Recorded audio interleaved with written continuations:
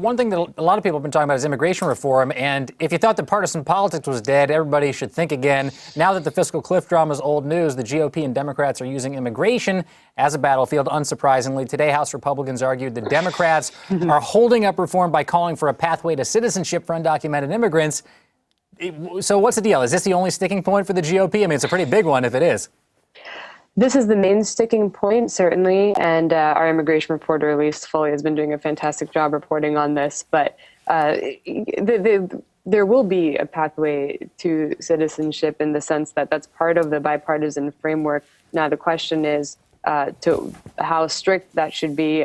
Certainly, Senator Marco Rubio, for example, who's part of the bipartisan group of senators, the Gang of Eight that introduced that framework, has been emphasizing that the pathway exists under the framework, but it won't be easy. And it's going to be an issue of contention with conservatives who perceive it as amnesty. But I think that, it is going to be a sticking point because Senator Dick Durbin, I know Elise Foley was saying earlier, has essentially stated that Democrats would only support an immigration bill that includes a pathway. The president is also behind a pathway.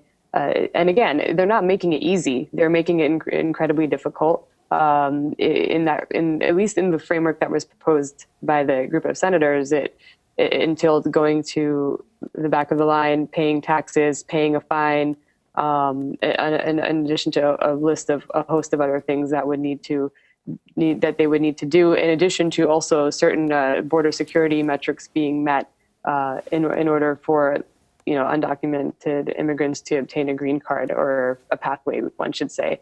So it's not easy, but again, it's an issue of contention, especially within the Republican Party. It's very sensitive, and that's why it will certainly come down to how strict it is, and how I think the Senate Republicans who are behind the immigration reform push message to their constituents and to the broader party.